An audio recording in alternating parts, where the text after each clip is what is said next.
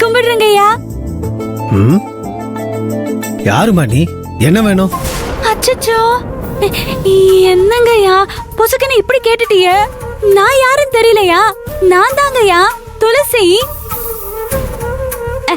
அதாங்கய்யா அன்னைக்கு நான் வந்தனே, நீங்க அந்த மரத்துக்கு கீழே உட்கார்ந்துட்டு இருந்தீங்க. பூண்டி கிராமம். எங்க ஊரு பஞ்சாயத்து தலைவரை பத்தியும் அவங்களோட மகனை பத்தியும் சொல்லிட்டு போனல்லையா? எல்லாத்தையும் மறந்துட்டீங்களா? அச்சச்சோ, என்னங்கய்யா இது? உங்களை நம்பிதான் நான் ஊர்ல இருந்து வந்திருக்கேன்யா. என்னையா நீங்க எப்படி முழிச்சிட்டு இருக்கீங்க? துளசி, ஞாபகத்துக்கு வருது.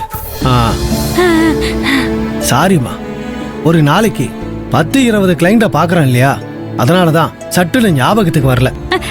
இப்ப ஞாபகத்துல வந்துருச்சுங்களையா? அது போதுங்கய்யா, போதும். ஏமா, உன்னை உங்க ஊர் போலீஸ் ஸ்டேஷன்ல கம்ப்ளைண்ட் கொடுக்க சொன்னனே, கொடுத்துட்டியா? அவங்க சிஎஸ்ஆர் காப்பி கொடுத்தாங்களா? அவங்க காப்பியும் கொடுக்கல, டீயும் கொடுக்கலையா? என்னம்மா சொல்ற? ஆமாங்கய்யா, நான் அவங்களுக்கு கொடுத்த புகாரையே அவங்க எடுத்துக்கல. எங்க ஊர் எம்எல்ஏவும் எனக்கு எந்த உதவியும் பண்ணல. அவங்களுக்கு தான் பணிஞ்சு பேசினாங்க.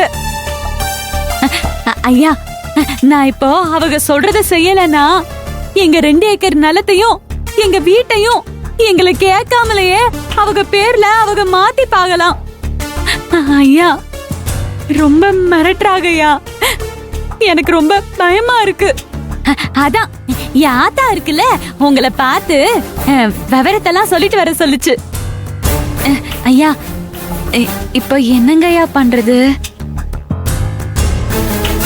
ஏமா, எம்எல்ஏ சப்போர்ட்டா இருக்காங்கன்னு சொல்றீங்க, கொஞ்சம் யோசிக்கணுமா துளசி? ஐயோ, என்னங்கய்யா பொசுக்குன்னு இப்படி சொல்லிட்டீங்க? அப்படின்னா நான் தலைவரோட உருப்படாத உதவாக்கார ஊதாரி பையனை கல்யாணம் பண்ணிக்கணுமா? அதை விட்டா எனக்கு வேற வழியே இல்லையா?